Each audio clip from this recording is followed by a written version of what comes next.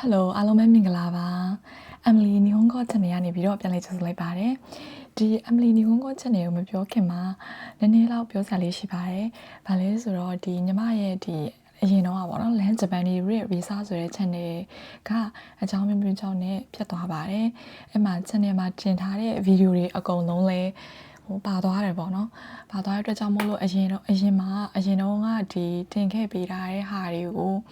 တင်ခဲ့ပေးရတဲ့ဗီဒီယိုတွေလည်းပေါ့နော်ပြတ်သွားတယ်ပေါ့နော်အကုန်ပြတ်သွားတယ်ကြောင့်မလို့အခုဒီနောက် channel တစ်ခုမှာတော့ဒီ Emily 日本語ဆိုတဲ့ channel လေးနဲ့ပြန်ပြီးတော့ဒီစပြီးပြန်ပြီးတော့တင်မှာပေါ့နော်ဒီဗီဒီယိုတွေကိုစပြီးတော့ပြန်တင်ပေးမှာပါဒီ channel လေးကိုအခု channel လေးကိုလည်း Emily 日本語 channel လေးကိုလည်းlike and subscribe လေးလုပ်ပေးကြဖို့တောင်းဆိုချင်ပါတယ်အရင်ကဗီဒီယိုတွေမှာလည်းအဲ့လိုမျိုးအရင် channel တော့တင်ခဲ့တဲ့ဗီဒီယိုတွေမှာကျွန်တော် Land Japanese Visa နဲ့ပြောရတယ်ဆိုတော့လေတချို့ကြံခဲ့တဲ့ဒီဗီဒီယိုတွေကိုလည်းအမကပြန်ပြီးတော့တင်ပေးတဲ့အချိန်မှာတော့ Land Japanese Visa channel ကနေပြန်လည်ကြိုဆိုလိုက်ပါတယ်အဲ့လိုပုံစံမျိုးတော့ဖြစ်နေမှာပေါ့နော်ဒါပေမဲ့အခုကနေစပြီးတော့အမဒီ Emily 日本語နဲ့ပေါ့နော် Emily 日本語ဒီ channel နာမည်လေးနဲ့ပဲတင်ပေးတော့မှာဖြစ်ပါတယ်ဒါဆိုလို့ရှိရင်အခုကအမက JPG နီးလာပြီဆိုတော့ဒီ N2 ပေါ့နော် N2 ဒီရှင်းခန်းဆန်ဘုံဘိုးတွေကိုပြပြပေးသွားမှာဖြစ်ပါတယ်ဒီတအုပ်လုံးပေါ့နော်တအုပ်လုံးပြပြပေးသွားမှာပဲဖြစ်ပါတယ်ဒီအန်ဒိုရှင်းခန်းဆန်ဘုံဘိုးတွေကိုအမခွဲပြီးတော့တင်ပေးသွားမှာပေါ့နော် JPG မတိုင်ခင်အထိမှာပေါ့နော်ဒီအမရဲ့ဒီဗီဒီယိုတွေကြည့်ပြီးတော့ Raybon run shoe ပေါ့နော် run shoe လုပ်လို့ရအောင်ဆိုပြီးတော့ရွယ်ချက်နဲ့တင်ပေးရခြင်းဖြစ်ပါတယ်။ဒါလေးကိုအရင်ဥစားပထမပြပြဖြစ်တာပါဖြစ်ပါတယ်။ညီမရဲ့ဒီ channel ကိုရှာမတွေ့ကြတဲ့ចောင်းသားတွေလည်းဒီအခုဒီ channel ကတော့ Emily 日本語ဖြစ်သွားပြီပေါ့နော်။ဒါလေးကိုပြန်ပြီးတော့အသိပေးချင်တာဖြစ်ပါတယ်။ဟုတ်ဒါဆိုလို့ရှိရင်အဲ့ဆိုရင်မတို့အရင်ဦးဆုံးစပြီးတော့ကြည့်လိုက်ကြရအောင်နော်။နိ size ရှိပေါ့နော်။ဟုတ်ပြီချက်လေးပါ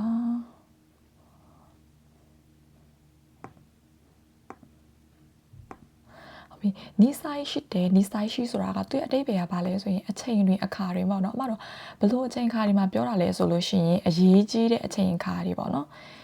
အရေးကြီးတဲ့အချိန်ခါတွေမှာအမတို့ကဒီနီးဆိုင်ရှိကိုသုံးတယ်ပေါ့နော်နီးဆိုင်ရှိဆိုတာကအမတို့အရေးကြီးသောအချိန်အခါတွေပြောတယ်ပေါ့နော်ဟုတ်ပြီဒါဆိုလို့ရှိရင်သူကကြဘလို့မျိုးမှာသုံးတာလဲအမတို့ကြည့်အောင်နော်စီးပွားရေး business နဲ့ပဲတဲ့ဒါမှမဟုတ်လို့ရှိရင်အမတို့လူပုံလယ်မှာစကားပြောတဲ့အခါမှာ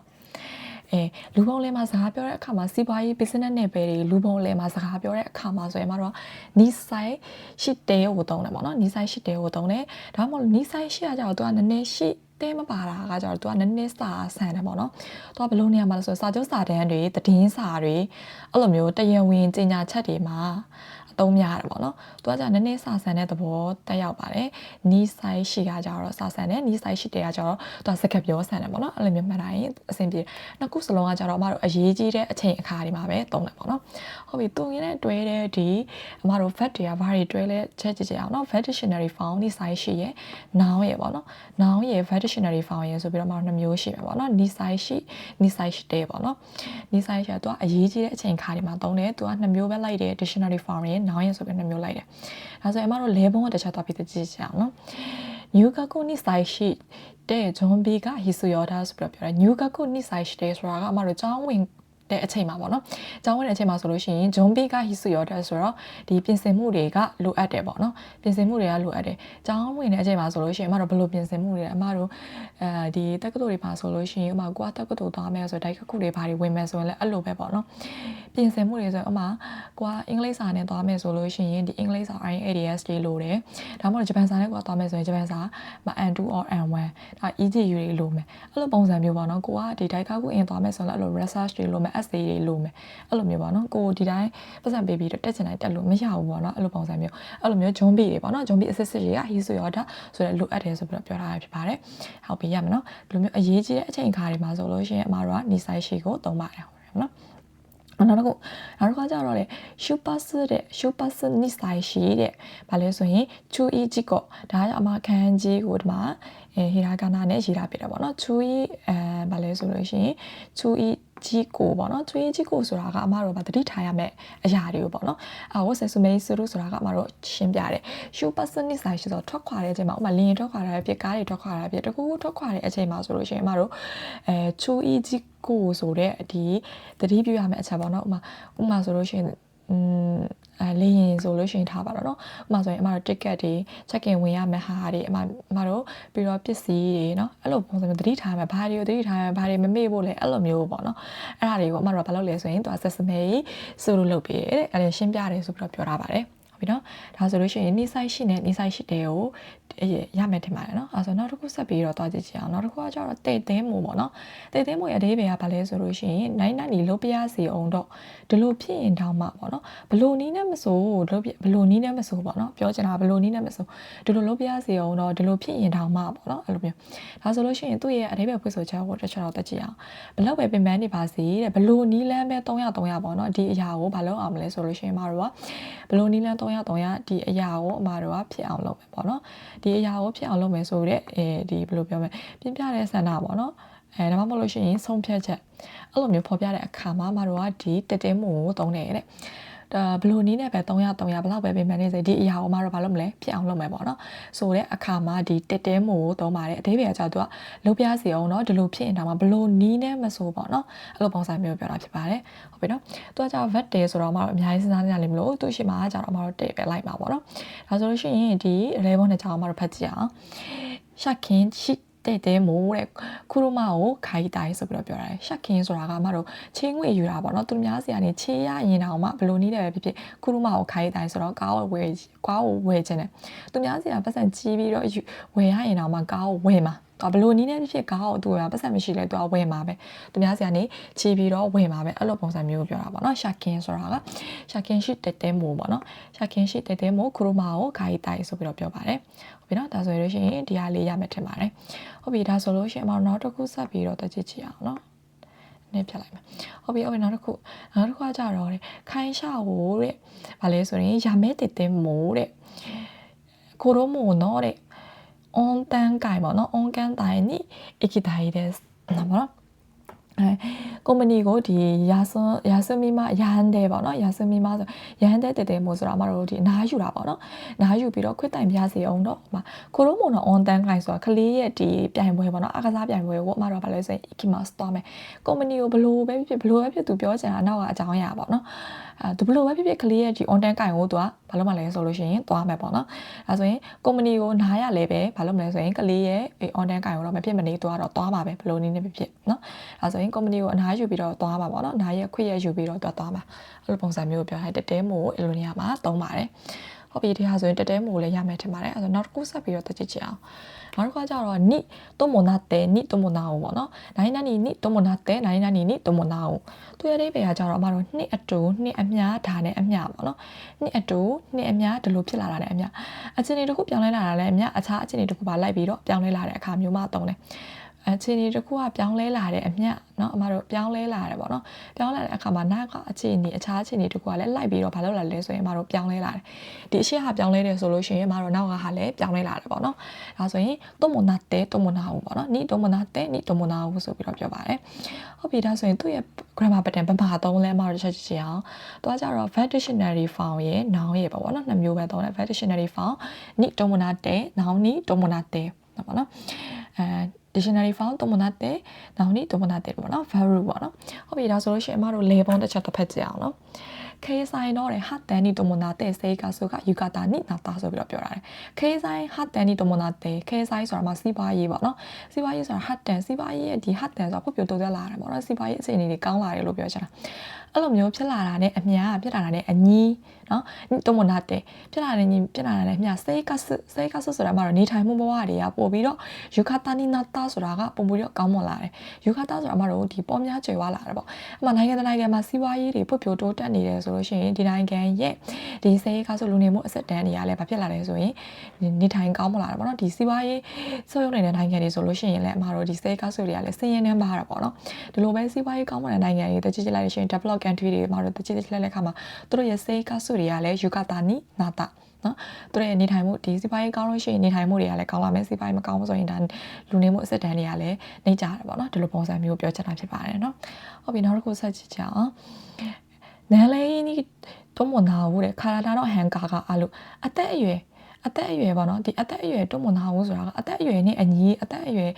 ဒီလိုမျိုးအသက်အရွယ်ပြောချင်တာလည်းလဲဆိုအသက်ကြီးလာတာနဲ့အမျှပေါ့နော်အဲ့လိုပုံစံမျိုးပြောချင်တာခါလာတာတော့ဟန်ကာခန္ဓာကိုယ်ရဲ့ဒီဟန်ကာဆိုပြောင်းလဲမှုတွေကအားလို့ဆိုတာရှိတယ်ပေါ့နော်ဒီအသက်ကြီးလာတာနဲ့များအမှအသက်နည်းနည်းကြီးလာပြီဆိုတော့ခါနာတာတွေဒုနာတွေငယ်တဲ့အချိန်တော့မှတော့ဒါရှိတယ်လူလည်းရှိသလိုမရှိတယ်လူကများတယ်ပေါ့နော်မရှိဘူးအသက်နည်းနည်းကြီးလာပြီဆိုတော့ခါနာလာမယ်ဒူးလာမယ်ဟိုနာလာမယ်အဲ့လိုမျိုးတခုခုကပေါ့နော်ခန္ဓာကိုယ်ဟန်ကာတွေကဖြစ်လာတာပေါ့နော်အဲ့လိုပုံစံမျိုးပြောချင်တာဖြစ်ပါတယ်ဒီလိုပြောင်းလဲလာတာနဲ့အများနောက်မှာလည်း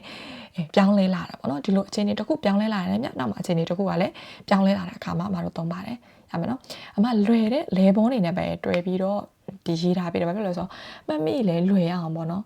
်အရင်ကတ်ခဲနေတဲ့ဟာတွေမှတ်လို့ရှိရင်ဒီကိုအဓိကမှတ်မိလွယ်တဲ့ဟာတစ်ခုမှတ်ထားလိုက်လို့ရှိရင်ဘယ်လိုနေရာမှာသုံးလဲဆိုတာဒီစောင်းမွေးကြလို့ရှိရင်ပေါ့နော်ပို့ပြီးတော့ဘယ်လိုပြောမလဲတစ်ခုခုပို့ပြီးတော့တစ်ခုတည်းမှတ်ထားလိုက်မယ်ဆိုလို့ရှိရင်အမတို့ပို့ပြီးတော့နားလွယ်တယ်ပေါ့နော်ဟုတ်ပြီနောက်တစ်ခုဆက်ပြီးတက်ကြည့်ကြအောင်တော့ကကြတော့မိုတိုဆိုရီတဲဆိုရင်နိမိုတိုဆိုရီတဲမိုတိုစကိုဆိုပြီးပြောတာ။သူကကျတော့နိုင်နာနီကိုအခြေခံပြီးဒါကိုအခြေခံပြီးတော့ဗောနော်မိုတိုဆိုရီတဲမိုတိုစကိုဆိုတာကတရားအခြေခံပြီးဘလို့ရတွေကိုအခြေခံလဲဆိုပြီးတော့သူ့ရဲ့ဘယ်လိုဆိုကြတစ်ချက်တက်ကြည့်ကြအောင်နော်။ဥပဒေအချက်လက်တွေဒါမှမဟုတ်လို့ရှိရင် data တွေပေါ့နော်။စီမင်းစည်းကမ်းတွေအစီရင်ခံစာတွေအချက်လက်တွေဆိုကြတဲ့အမှအကုန်ပါသွားပြီဥပဒေစီမင်းစည်းကမ်းအစီရင်ခံစာအဲ့လိုတွေအချက်လက်တွေဒါမှမဟုတ်လို့ရှိရင်တဲ့ဘာလဲဆိုရင်ကိုယ်တိုင်ကြုံတွေ့ခဲ့ရတဲ့အခြေအနေတွေပေါ့နော်ကိုယ်တိုင်ကြုံတွေ့ခဲ့ရတဲ့အတွေ့အကြုံဒါမှမဟုတ်ခိုင်မာတဲ့အချက်လက်အဲ့လိုတွေကိုတဲ့အမတို့ကိုးကားပြီးတော့လှုပ်ဆောင်တဲ့အခါမှာဒီမိုတိုဆွီတဲ့မိုတိုစကူကိုအမတို့ကသုံးပါတယ်နော်မိုတိုစကူမိုတိုဆွီတဲ့ဒါရောအခြေခံပြီးတော့ဒီလိုတစ်ခုလှုပ်ဆောင်တဲ့အခါမှာဒီဟာတွေကိုသုံးပါတယ်ဥပဒေအချက်လက်နော် data စီမင်းစည်းကမ်းတွေနော်ဒါမှမဟုတ်အစီရင်ခံစာတွေကိုယ်တိုင်ကြုံတွေ့ခဲ့ရတဲ့ဒီ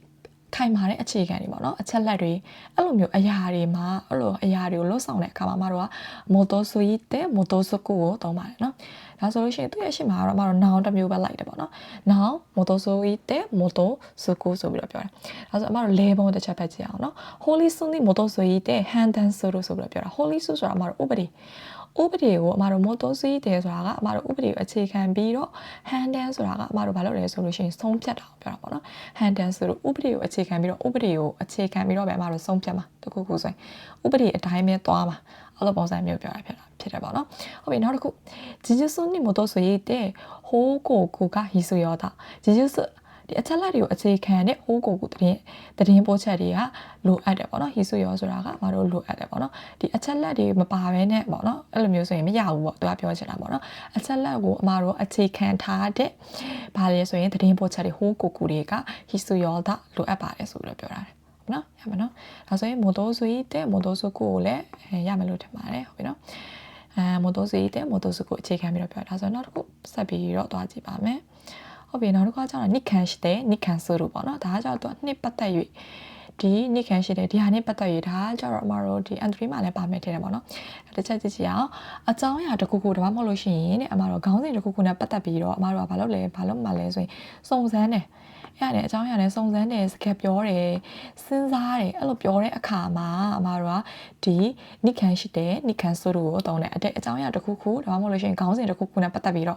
ဘာလို့မှလဲဆိုရင်စုံစမ်းတယ်စကားပြောတယ်စဉ်းစားတယ်အဲ့လိုပြောတဲ့အခါမှာဒီမိုတိုဆွီတဲ့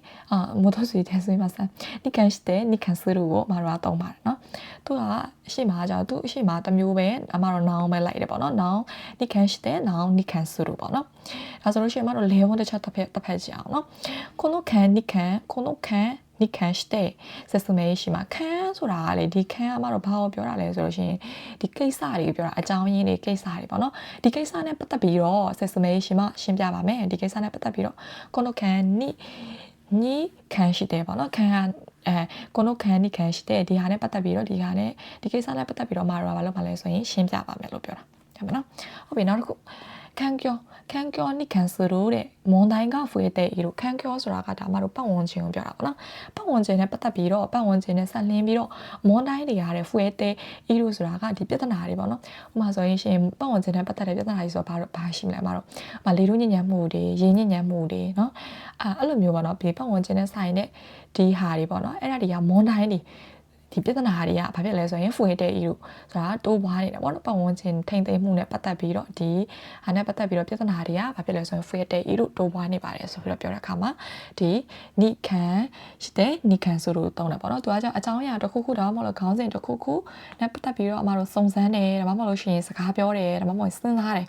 အဲ့လိုအခါမျိုးမှာဒီနိခံရှိတဲ့နိခံဆိုလို့ကိုတောင်းပါတယ်ဟုတ်ပြီနော်ဒါဆိုရင်ဒီနိခံရှိတဲ့နိခံဆိုလို့ကိုလည်းရမယ်ထင်ပါတယ်ဟုတ်ပြီနောက်တစ်ခုဆက်ပြီးတော့သွားကြရအောင်နောက်တစ်ခါကျနိခခဝါရာစုနိခခဝါရီနာကုနော်နိခခဝါရာစုနိခခဝါရီနာကုရဲ့အဓိပ္ပာယ်ကဘာလဲဆိုရင်နိုင်နာနေနဲ့မသက်ဆိုင်ပဲဒါနဲ့ပတ်သက်မှုမရှိပဲပေါ့နော်ဒါနဲ့မဆိုင်ပဲဒါနဲ့ပတ်သက်မှုမရှိပဲဒါနဲ့မဆိုင်ဘူးဒါနဲ့ပတ်သက်မှုမရှိဘူးပေါ့နော်ဒါဆိုရင်အမတို့အဓိပ္ပာယ်တစ်ချက်သွားကြည့်ကြအောင်အခြေအနေတစ်ခုခုတဲ့ဒါမှမဟုတ်တမန်ချက်တစ်ခုခုကဘယ်လိုပဲဖြစ်နေပါစေအဲ့ဒါကိုအမတို့ထည့်တွက်စဉ်းစားမှာလားထည့်ပြီးတော့မစဉ်းစားအောင်ဂယူမဆိုင်ဘူးပြောချင်တာပေါ့နော်ဂယူမဆိုင်ဘူးအဲ့ဒါကိုထည့်ပြီးတော့မစဉ်းစားပဲနဲ့တဲ့နောက်ကအချက်ကတော့ပြောင်းလဲမှုမရှိပဲနဲ့အမတို့အတူတူပဲနောက်ကအချက်ကတော့အမတို့ပြောင်းလဲမှုမရှိဘူးအတူတူပဲပေါ့နော်နောက်ကအချက်ကဘာလို့လဲဆိုရင်ပြောင်းလဲမှုမရှိပဲနဲ့အတူတူပဲဖြစ်ချင်တဲ့အခါပြောချင်တဲ့အခါမှာသုံးပါတယ်နော်ပြောင်းလဲမှုမရှိပဲနဲ့အတူတူဖြစ်တယ်လို့ပြောချင်တဲ့အခါမှာသုံးပါတယ်နော်အဲ့ဆိုလို့ရှိရင်သူကကြတော့သူ့ရဲ့ပတ်တယ်ကကြတော့အမတို့noun ပေါ့နော်ဒီအရှိမ noun လိုက်တယ်ပေါ့နော်ဒီဟာကိုဒါနဲ့ပတ်သက်ပြီးတော့အမတို့ဘာလို့လဲဆိုရင်အဲ့ဒါကိုမစင်စားဘူးဂရုမစိုက်ဘူးပေါ့နော်ဒါဆိုလို့ရှိရင်ဒါတစ်ချက်ကြည့်ကြည့်အောင်သူ့ရဲ့တွဲတဲ့ဒီမှာ noun ရဲ့ verb dictionary form verb 9လဲပါသေးတယ်ပေါ့နော်ဒီမှာဆိုပြီးမှစမ်းပြီးတော့ noun နဲ့အမတို့ verb dictionary form G short ခဲပြီးလို့ရှိရင် verb 9ပေါ့နော်3မျိုးပေါ့နော်3မျိုးလိုက်တယ်ခခဝါရာစုခခဝါရီနာကိုတူတူပဲပေါ့နော်ဟုတ်ပြီဒါဆိုရင်သူ့ရဲ့ဒီအမတို့လေပုံတစ်ချက်တော့ကြည့်အောင်ကိုနို event တော့ဝါတဲ့ဗာလဲဆိုရင်စေးပစုနိကကဝါရာဆိုဒါလည်း most စံကတဲ့ကိမဆိုပြီးပြောတာ event တော့ဆိုတာအမပွဲပေါ့နော် event ပေါ့နော်ပွဲရတယ်ဗာလဲဆိုလို့ရှိရင်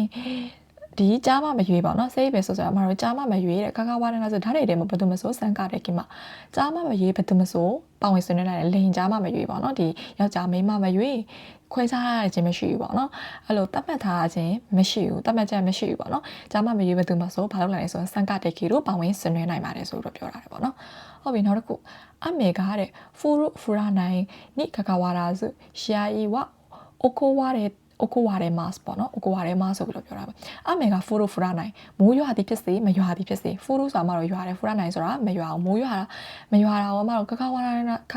ဝါရာစုပတ်သက်မှုမရှိဘူးဒါနဲ့မဆိုင်ဘူးမိုးရွာတာရွာသည်ဖြစ်စေမရွာသည်ဖြစ်စေပေါ့နော်ရွာလဲပဲဘာလို့မှဆိုရင်ရှားကြီးကိုဒီပြိုင်ပွဲကိုအိုကွန်ဝါရဲမှာပေါ့နော်အိုကွန်ဝါရဲမှာဆိုတော့အမတို့ဘာလို့မှလဲဆိုရင်ကျင်းပမယ်လို့ပြောတာဒီပြိုင်ပွဲကိုအမတို့မိုးရွာတယ်ဖြစ်ဖြစ်မိုးမရွာတယ်ဖြစ်ဖြစ်ဘာလို့မှပဲလဲဒီပြိုင်ပွဲကအမတို့ကျင်းပပါမယ်မိုးရွာလို့ရှိရင်ရက်လိုက်မှာတော့ဘာလို့အဲ့လိုမျိုးချွေးရှိလောက်လိုက်မှာတော့မရှိဘူးပေါ့နော်မရှိပဲနဲ့ဒီအမတို့ရွာတယ်ဖြစ်ဖြစ်မရွာတယ်ဖြစ်ဖြစ်ဒီဟာကိုအမတို့ကျင်းပမယ်ဆိုတဲ့သဘောပေါ့နော်ရမယ်နော်အဲဆိုခါဝိုင်းနာဆိုရဲ့အတိတ်ပဲကဒီလိုဘလို့ပဲဖြစ်ဖြစ်ပေါ့နော်အဲ့ဒါကိုအမတို့ view site မနေဘူးထည့်သွင်းစဉ်းစားမနေဘူးပေါ့နော်အဲ့လိုပုံစံမျိုးမှာသုံးပါတယ်โอเคဟုတ်ပြီနောက်တစ်ခုဆက်ပြီးတော့သွားကြရအောင်ကိုတိုဝါအိုရောကာကိုတိုဝါအိုရောကာဆိုတာဒီလိုဖြစ်ဖို့နေတတာဒီလိုဖြစ်လို့ဆိုတာကတော့အမတို့အဝေးကြီးပဲပေါ့နော်ကိုတိုဝါအိုရောကာဒီလိုဖြစ်ဖို့နေတတာဒီလိုကတော့အဝေးကြီးပဲဆိုပြီးတော့ပြောတယ်ဟုတ်ပြီအတိတ်ပဲတစ်ခုခုကိုအမတို့ပေါ်သွင်းအောင်နိုင်ရှင်ပြောချင်တဲ့အခါမှာသုံးပါတယ်တဲ့အတိတ်ပဲတစ်ခုခုအမတို့နှစ်ခုပေါ့နော်ဒီလိုဖြစ်ဖို့နေတတာဒီလိုဖြစ်ဖို့ကတော့အဝေးကြီးပဲဥမာကားဥမာဆိုရင်ကားဝယ်ဖို့နေတတာငါစက်ပိန်အောင်မှာမဝယ်စည်းနိုင်သေးဘူးအဲ့လိုမျိုးနှိုင်းရှင်ပြီးတော့ပြောတာပေါ့နော်အဲ့လိုမျိုးနှိုင်းရှင်ပြီးတော့ပြောတဲ့အခါမှာအမတို့ကဒီဟာကိုသုံးတယ်သူ့ရဲ့အနောက်မှာအမတို့ကမှတ်ထားရမှာကအနောက်ကစာချောင်းတွေကအမတို့များသောအားဖြင့်ဘာလိုက်လဲဆိုလို့ရှိရင်အမတို့များသောအားဖြင့်နိုင်ပေါ့နော်မဟုတ်ဘူးဆိုတော့အငင်းပုံစံတွေပဲလိုက်လို့ရတယ်အမတို့ဘာဖြစ်လို့လဲဆိုလို့ရှိရင်ဒီလိုဖြစ်ဖို့နေတာဒီလိုဆိုတာအဝေးကြီးပဲဆိုတာများဆောင်စဉ်းစားကြည့်လိုက်နော်အမငါဘယ်လိုပြောမလဲပတ်စံစုဖို့နေတာငါတနေ့စားဖို့တော့မှနိုင်ပဲเนาะအဲ့ဆိုတော့တော်တော်သူ့နောက်မှာဆိုအမတို့9တွေလိုက်ဖို့ များတယ်ပေါ့နော်သူရဲ့ဟာကျတော့အမတို့မှာသိချင်ကြအောင်သူရဲ့ဒီ grammar ကကျတော့ noun ရဲ့ verb dictionary form ရဲ့လိုက်တယ်ပေါ့နော်သူရဲ့အရှိမှာသူကဘာတွေနဲ့တွေ့လဲဆိုရင် noun ရဲ့ G-Shock ရဲ့ verb dictionary form နဲ့တွေ့တယ်ပေါ့နော်ဝါ oroka noun ဆိုရင်တော့အမတို့ဝါ oroka ဖြစ်သွားလိမ့်မယ်တကယ်လို့သူက dictionary form ဆိုလို့ရှိရင်တော့ခုတ်တူဝါ oroka ပေါ့နော်ဝါ oroka ရဲ့ခုတ်တူဝါ oroka ပေါ့နော်နှစ်မျိုးရှိတယ် noun ဆိုရင်ချင်းဝါ oroka ဒါမဲ့ dictionary form ဆိုလို့ရှိရင်ကိုတိုဝါ oroka ဆိုပြီးပြောတယ်ဒါဆိုရင်မှတော့လေမွန်တဲ့ချက်တက်ချစ်ကြအောင်စိုက်ခင်း isogashi ခုတဲ့တဲ့ယောကိုဝါ oroka ရဆိုမီနော်ဟီမိုနိုင်ဆိုပြီးပြောတာအခုတလော isogashi ခုတဲ့အလုပ်များပြီးတော့ယောကိုဝါ oroka ခီးသွားဖို့နေတာရဆိုမီနော်ဟီမိုနိုင်ခီးသွားဖို့နေတာနားရတော့မရှိဘူးခီးသွားမယ်ဆိုတော့မှတော့နားရယူရမှာလေနားရတော့မရှိဘူးဆိုတော့ခီးသွားဖို့ကတော့ဝေးကြီးပဲပေါ့နော်ခီးသွားဖို့နေတာမှတော့နားရတော့ဘာဖြစ်လဲဆိုရင်မရှိဘူးအဲ့လိုပြောချင်တာပေါ့နော်ပိုလွင်ပြီးတော့ဒီပေါ်လွင်အောင်တခုခုဘာလို့ပေါ်လွင်အောင်နှိုင်းရှင်ပြီးတော့ပြောပြတာပေါ့နော်အဲ့လိုပုံစံမျိုးပုံမှန်ပြောရင်လည်းရတယ်ဒါပေမဲ့နှိုင်းရှင်ပြီးတော့အမတို့ပြောလိုက်တယ်ပေါ့နော်ပို့ပြီးတော့ထင်သာမြင်သာရှိသွားရအောင်အဲ့လိုပုံစံမျိုးပြောတာဖြစ်ပါတယ်ဟုတ်ပြီနောက်ဆိုရင်နောက်တစ်ခုဆက်ပြီးတော့လေပုံတစ်ခုဆက်ပြီးတော့ကြည့်အောင်漢字は愚かひらがなも書けない漢字は愚か漢字ကတော့အတာထောင်ひらがなも書けないひらがなတော့မရေးနိုင်ဘူးဆိုတော့漢字ရေးဖို့ကတော့အဝေးကြီးပဲပေါ့နော်အဲ့လိုပြောချင်တာ漢字ဆိုတာကတော့ထောင်漢字ကတော့အဝေးကြီးပဲပဲပြောဆိုတော့ひらがなတော့မ書けないမရေးနိုင်ဘူးလို့ပြောချင်တာရမလားဟုတ်ပြီနော်ဒါဆိုရင်ဝါဩရောကရဲ့အဓိပ္ပာယ်ကိုတချင်းတင်မြင့်ပေါ့နော်တချင်းတတအမတို့နားလည်သွားမယ်လို့ထင်ပါတယ်ဟုတ်ပြီနောက်တစ်ခုဆက်ပြီးတော့ကြည့်ကြအောင်နောက်တစ်ခါကျတော့တိုဝါ EA ပေါ့နော်တိုဝါ EA ဆိုတာကတော့သူကဘာလဲဆိုလို့ရှိရင်တော့ချက်လိုက်ပြီ sorry ဒါဆိုလို့ရှိရင်တိုဝါ EA ဆိုတာကစိုးတော်လေထားပေမဲ့ပေါ့နော်ဟုတ်ပြီဒါဆိုလို့ရှိရင်သူ့ရဲ့ pattern ကအမတို့သူကကျတော့ verb ရဲ့ adjective ပေါ့နော်သူကကျတော့ plain form အဓိက plain form ဆိုတာမှာတော့ fusuke ကိုပြောချင်တာပေါ့နော် fusuke တွေလိုက်တယ်တိုဝါ EA နောက်ပြီးလို့ရှိရင် noun တိုဝါ EA ပေါ့နော်ဟုတ်ပြီဒါဆိုလို့ရှိရင်မတော့လေပုံလေးတစ်ချက်တက်ကြည့်ရအောင်하루 또 와이에 마다 사모이 히모 아루 뇌우서 더 레베 마루와 발레서인 마다 사모이 히모 아루 소라가 채널에 레베 마루와 발레서인 시디레 봐너 뇌로 쏘대 레베 뇌에서 마루 다 뿌리 비봐너 집에 맞아로 다음에 이 채널에 리알레 이레에 리알레 시디레 집에 맞아 야디 우루리야 맞매고 또 좋아 마루서인 디 뇌하디ရောက်လာပြီဆိုပေမဲ့လည်းပဲလုံးဝဟိုအဲ့လိုမျိုးဘယ်လိုပြောမလဲအေးတဲ့တခါလေးထပြီးတော့ရုတ်တရက်ထပြီးအေးသွားတယ်ပေါ့နော်ပူရင်လည်းအရန်ပူပြီးတော့လေအေးရင်လည်းအရန်အေးတဲ့အဲ့လိုမျိုးရက်တွေကရှိတယ်ရက်တွေတို့အရန်မမှန်ဘူးပေါ့နော်အဲ့လိုမျိုးအေးတဲ့ရက်တွေမှာဆိုလည်းအဲ့လိုမျိုးတချို့နေတာပြီးတော့အရန်ပူတဲ့ရက်တွေလည်းရှိတယ်ပေါ့နော်အဲ့လိုပုံစံမျိုးရက်တွေတို့ကအမြဲတမ်းဟို stable မဖြစ်နေဘူးပေါ့နော်မြန်မာလိုမျိုးအဲ့လိုမျိုးပြောချင်တာဖြစ်တယ်ဟုတ်ပြီနောက်တစ်ခုချီဆိုင်ခိုင်ရှော့တူဝါရီရဲ့တဲ့ဘာလဲဆိုရင်ဂျီစေကီဝါအားလို့ပေါ့နော်ဂျီဆိုင်ခိုင်ရှော့ဆိုအမတို့ကုမ္ပဏီငယ်လို့ဆိုတော့လေပဲအမတို့ဂျီစေကီရလက်ကောင်းတွေကအများကြီးရှိတယ်နော်ကုမ္ပဏီသေးလေးဆိုပြီးတော့ကွာအထင်မသိနိုင်ဘူးသူ့မှာရလက်ကောင်းတွေအများကြီးရှိတယ်ကုမ္ပဏီကြီးတွေဆိုပြီးတော့လည်းအဲ့လိုမျိုးအထင်မကြီးလိုက်တယ်ပေါ့သူတို့မှလည်းအဲ့လိုမျိုးသူတို့ရဲ့ bad review တို့မကောင်းတဲ့ဒီ image တို့သူရှိမှာပေါ့နော်ဒီကုမ္ပဏီသေးဆိုပေမဲ့လည်းပဲအဲ့လိုမျိုးသူရဲ့စိတ်ဂျစ်စေခီရလက်ကောင်းတွေကလည်းအများကြီးရှိတယ်ပေါ့နော်တူဝါရီဆိုပြီးမဲ့လဲပဲဆိုပြီးတော့သုံးပါတယ်ဟုတ်ပြီဒါဆိုလို့ရှိရင်ဒီတူဝါရီကိုလည်းရမယ်ထင်ပါတယ်နောက်တစ်ခုတိတ်ဟာဂျီမဲတဲပေါ့နော်တိတ်ဟာဂျီမဲတဲအမတို့အရှိမတင်ခဲ့တဲ့တိတ်ဟာဂျီမဲတဲand 3မှာတင်ခဲ့တယ်တဲ့အာဂျီမဲတဲ့တော့အမတို့အရင်တော့ and 3မှာတင်ခဲ့တော့ဘယ်လိုမျိုးတင်ခဲ့ရလဲဆိုလို့ရှိရင်ဒီဟာကနေအစားပြုတ်ပြီးတော့ဒီဟာကိုအစားပြုတ်ပြီးတော့အမအိုလံပစ်ကိုအစားပြုတ်ပြီးတော့အမတို့အကစားပွဲအများကြီးကျင်းပကြတယ်နော်အဲ့လိုပုံစံမျိုးမှာအမတို့သုံးခဲ့တယ်ပေါ့နော်ဒီဟာကိုအစားပြုတ်ပြီးဒီအခြေအနေတစ်ခုအနေအစားပြုတ်ပြီးတော့ပေါ့နော်ဒါပေမဲ့ဒီ and 2မှာရှိတဲ့တဲ့အာဂျီမဲတဲ့ဟာကြောင့်အဲ့လိုအဓိပ္ပာယ်မဟုတ်ဘူးပေါ့နော်သူရဲ့တဲ့ဟာဂျီမဲတဲ့ဟာကြောင့်တော့သူကဒီလိုဖြစ်ပြီးမှသာလျင်ဒီလိုကြုံဘူးမှသာလျင်ပေါ့နော်သူကဘာပြောချင်တာလဲဆိုရင်ဒီလိုဖြစ်ပြီးမှဒီလိုကြုံမှုမှသာလည်းရင်ကိုကတိလာတယ်ပေါ့နော်။ဟိုမှာကိစ္စတစ်ခုခုကိုမကြုံရသေးတော့ကိုတိမှာမဟုတ်ဘူး။ဒါပေမဲ့ကိုကြုံပြီးမှပဲကိုဘာဖြစ်လဲလို့ဆိုရင်တိလာတယ်ပေါ့နော်။အဲ့လိုပုံစံမျိုးပြောချင်တာနော်။အဲဆိုလို့ရှိရင်သူ့ရဲ့အမသူ့ရဲ့ဘယ်လိုနေရာမှာသုံးလဲတစ်ချက်ကြည့်အောင်အချင်းကြီးတစ်ခုကိုတဲ့အမတို့ကကိုယ်တိုင်ကြုံတွေ့လက်တွေ့လုံးဆောင်ပြီးမှသာလည်းရင်နောက်ကဒီအမှန်တရားပေါ့နော်ဒါမှမဟုတ်လို့ရှိရင်အရေးကြီးတဲ့ပုံကိုအမတို့နားလည်သဘောပေါက်သွားတယ်သူ့ရဲ့အရေးကြီးတဲ့ပုံတွေအမှန်တရားတစ်ခုဒါမှမဟုတ်လို့ရှိရင်သူ့ရဲ့ဒီအမတို့အရေးကြီးတဲ့ပုံကိုနားလည်သဘောပေါက်သွားတဲ့အခါမှာအမတို့သုံးပါတယ်ပေါ့နော်ကိစ္စတစ်ခုကိုကိုယ်တိုင်ကြုံပြီးမှပဲကိုယ်တိုင်နားလည်သဘောပေါက်သွားတယ်အဲ့လိုပုံစံမျိုးပေါ့နော်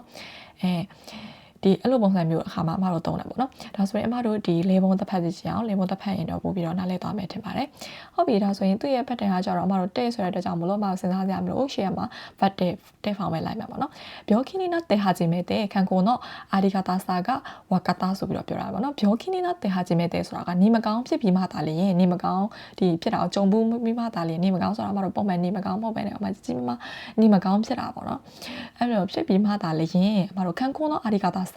ာကျမ်းမရဲ့ဒီတန်ဖိုးကြီးတဲ့ပုံပေါ့နော်အမတို့ဝါကတာနားလေလာခဲ့တယ်အမနေမကောင်းမဖြစ်ရင်ဒီတော့ကိုနားလေမှာမဟုတ်နေမကောင်းဘယ်လိုပြောမလဲကျမကြီးလိုက်ဆိုင်ရကောင်းမှမသိဘူးပေါ့နော်အဲဒီလိုမျိုးလုံးဝယောဂကြီးမားတွေဖြစ်ပြီးမှကျမကြီးကအရေးကြီးပါလားနော်ဒီကျမကြီးရဲ့အာရိကသာစနော်ဒီအာရိကသာစဆိုတဲ့တန်ဖိုးပေါ့နော်တန်ဖိုးကိုအမတို့ကဘာလုပ်လဲဆိုရင်နားလေသွားလာခဲ့တယ်ကိုယ်တိုင်ကြုံမှုပြီးမှပဲနားလေသွားတယ်ပေါ့နော်အဲ့လိုပုံစံမျိုးမှာအမတို့ကသုံးပါတယ်ဟုတ်ပြီနောက်တစ်ခု自分が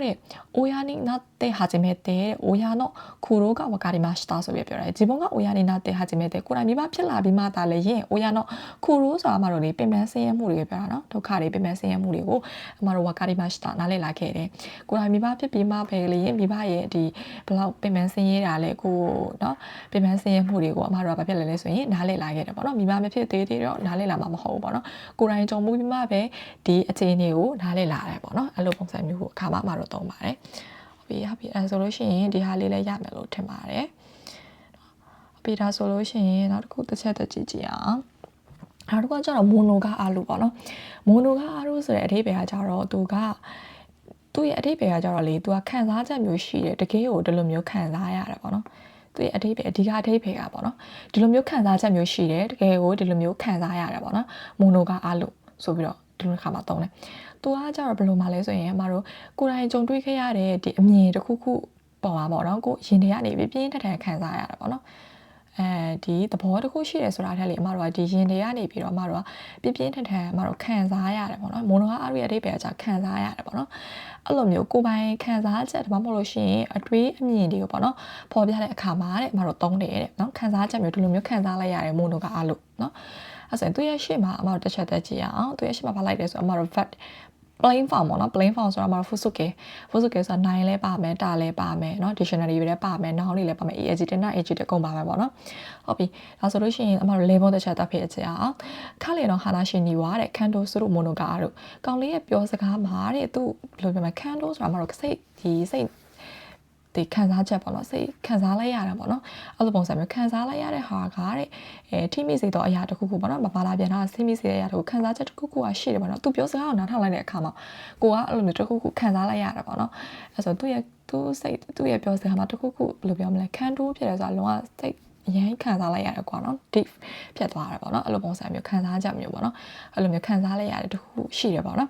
်နောက်တစ်ခုမူကာရှိနော်ရှာရှင်ကိုမီတို့တိုးတဲ့နာဆိုကာရှိမွန်နိုကာတို့ဆိုပြီးတော့ပြောတာမူကာရှိအရင်တော့ကဓာတ်ပုံတွေကြည့်တဲ့အခါမှာလုံးခဲ့တဲ့10နှစ်တွေမှာနှစ်20တွေပေါ့နော်အဲ့တုန်းကမှတော့ရှာရှင်တွေကိုမီကြည့်တဲ့အခါမှာနာဆုခရှိဆိုလမ်းဆွဲစရာခံစားချက်မျိုးရှိတယ်ပေါ့နော်လမ်းဆွဲစရာခံစားချက်မျိုးရလိုက်တယ်ပေါ့နော်လွန်ခဲ့တဲ့စနေငါဒီလိုဖြစ်ခဲ့ပါလားလွန်ခဲ့15နှစ်ကဒီလိုပါလားပေါ့နော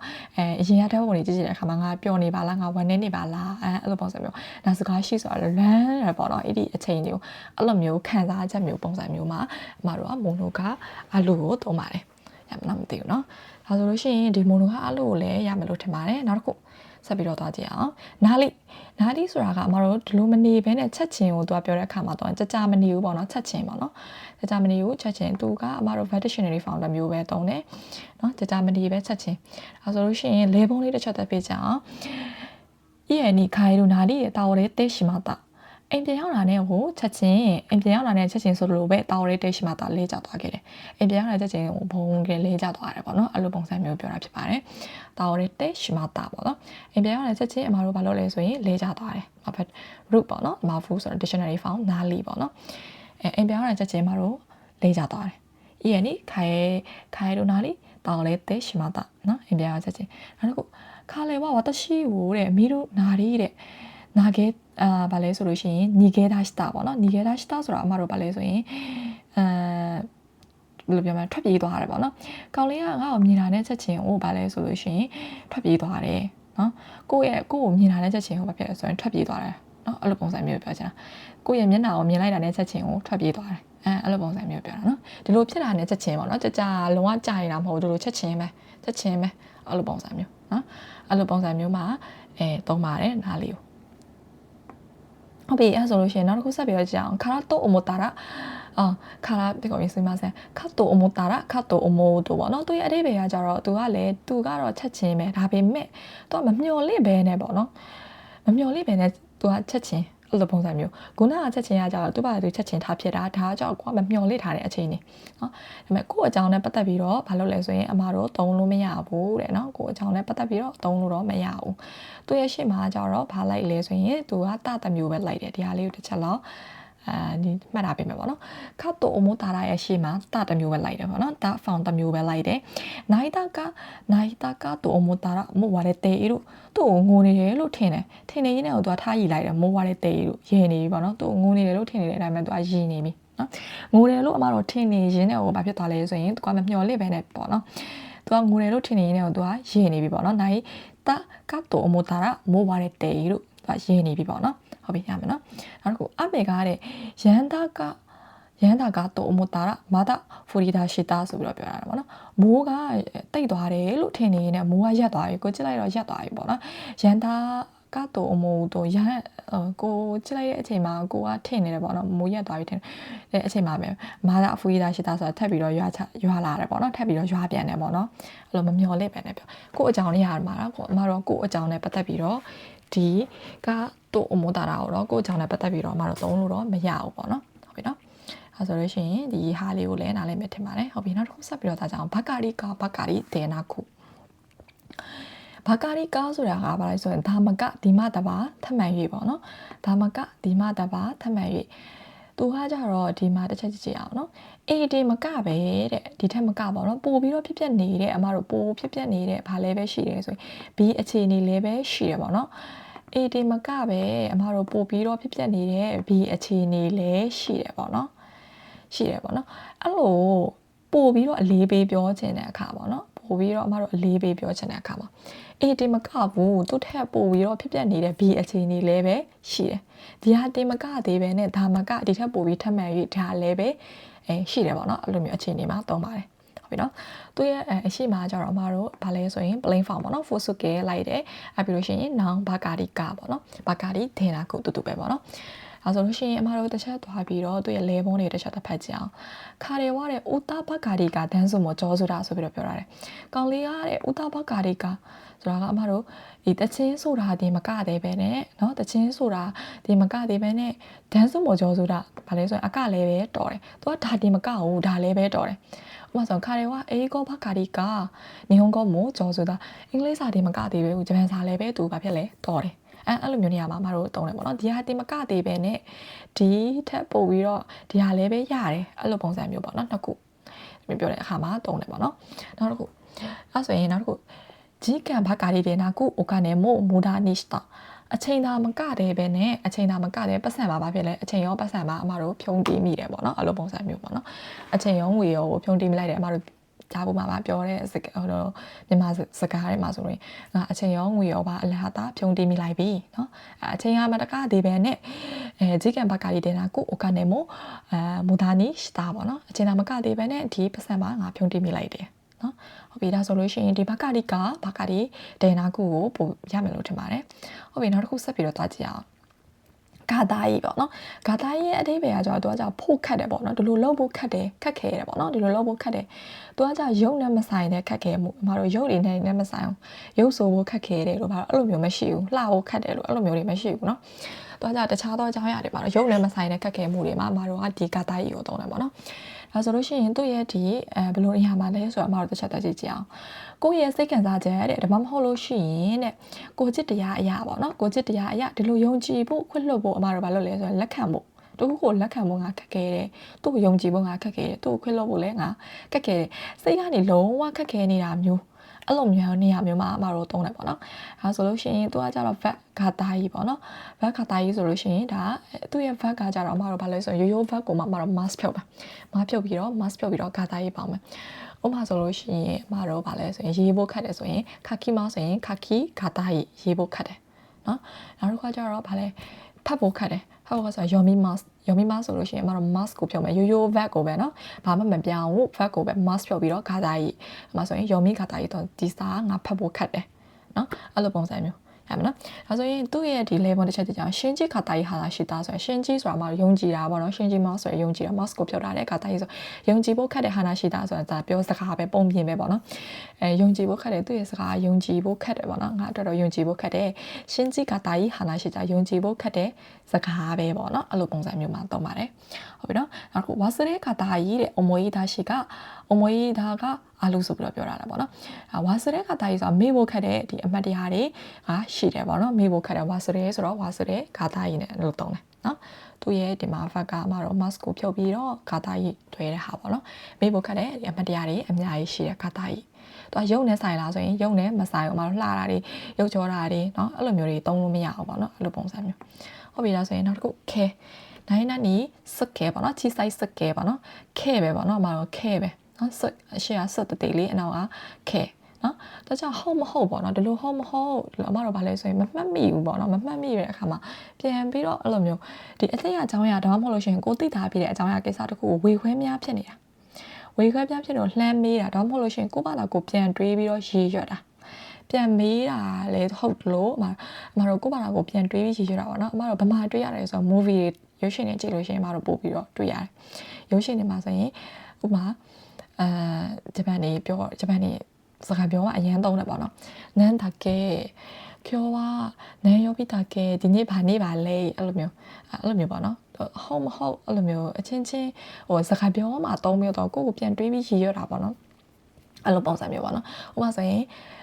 မပတ်ဆိုင်ဘေးနားမှာထားမိလဲဆိုရင်စိုက်ဖို့တော့ကိုကနေအိုယီတာကဲဘေးနားမှာထားမိတာလည်းမသိဘူးเนาะငါဘေးနားမှာထားမိတော့ဗာလဲအဲ့လိုမျိုးဟုတ်မဟုတ်ပေါ့သူကမမှတ်မိဘူးပေါ့နော်မှတ်မိဘူးဝေဝါနေတယ်ပေါ့နော်အဲ့လိုပုံစံမျိုးပေါ့နော်ဝေခွဲမရဖြစ်နေတယ်အဲ့လိုမျိုးအခါမျိုးမှာအမတို့ကခဲကိုတုံးတယ်ပေါ့နော်သူရဲ့ရှေ့မှာကျတော့အမတို့ plain form ပေါ့နော် plain form noun ဆိုလို့ရှိရင်တော့အမတို့ noun ဒါကဲပေါ့နော်ဟုတ်ပြီဒါဆိုလို့ရှိရင် plain form ဆိုတော့အမတို့ fusuke အကုန်ပါတယ်ပေါ့နော်အဲ့ဆိုရင်ခါရဲတော့ normal နန်းဒါကဲဒီကောင်လေးရဲ့နာမည်သူ့နာမည်ပေါ့နော်နန်းဒါကဲဘာလဲဘာလဲမှတ်မိသေးလားဆိုတာထက်ပေါ့နော်အမတို့ဘာလဲပေါ့နော်သူ့ရဲ့နာမည်ဘာလဲကိုကသိနေပြီးသားပဲဒါပေမဲ့ကိုမေ့နေပြီပေါ့နော်အဲ့လိုပုံစံမျိုးပေါ့နော်မေ့နေတဲ့အခါမှာမျိုးမှဆိုလို့ရှိရင်ဒီနန်ဒါကေကိုသုံးတယ်ပေါ့နော်明日休みだっけမနေ့ပြင်ပိတ်ရက်လားပိတ်ရက်လားမနေ့ပြင်ပိတ်ရက်လားပိတ်ရက်ဟုတ်လားမဟုတ်လားအဲ့လိုမသိချနေဘူးပေါ့နော်ဝေခွဲများဖြစ်နေတယ်ပေါ့နော်အဲ့လိုမျိုး明日休みだっけအဲ့ဆိုရင်မနေ့ပြင်ပိတ်ဟုတ်လားမဟုတ်လားမသိချနေပေါ့နော်သူများကပြန်ပေးတာလည်းဟုတ်တယ်လို့ကိုပါရကိုပြန်ပြီးရေးရွတ်တာလည်းဟုတ်တယ်အမရှိမှပြောခဲ့တယ်လို့ပဲနော်အမဆိုတခုခုပေါ့နော်ကျော်ကနန်ရောပြီးတာကဲဒီနေ့ဘာနေ့ပါလဲအဲ့လိုမျိုးညမျိုးမှာမတော့စကားပြောမှအရင်သုံးတာပေါ့နော်ဂျပန်နေအဲ့ဆိုရင်ဒီလိုမျိုးခါမျိုးမှာအမတို့ကသုံးပါတယ်အဲ့ဆိုရင်ဒီနေ့ပြောသွားတဲ့အမတို့ grammar pattern 16မျိုးကိုနားလည်မယ်လို့ထင်ပါတယ်နော်အမနောက်ဗီဒီယိုတွေမှာလည်းအမဒီဆောင်ဝဲ DJ PD အန်တူဘုံဘိုးတွေပေါ့နော်ဒီရှင်းခန်းဆန်တအုပ်လုံးကိုတင်ပေးသွားပါပေါ့နော်အပိုင်းတွေခွဲပြီးတော့တင်ပေးသွားပါမယ်အဲ့ဆိုနောက်တဲ့ဗီဒီယိုတွေမှာလည်းပြန်ပြီးတော့စောင့်ကြည့်ပေးကြပါအောင်အမရဲ့ channel အသစ်ဖြစ်သွားတဲ့အတွက်ကြောင့်မို့လို့အမရဲ့ဒီ channel လေးကိုလည်း like and subscribe လေးလုပ်ပေးဖို့လည်းတောင်းဆိုချင်ပါတယ်အဲ့ဆိုရင်နောက်ဗီဒီယိုတွေမှာပြန်တွေ့ပါမယ်ကျွန်တော် Oscar လေးစပါတဲ့ဘိုင်ဘိုင်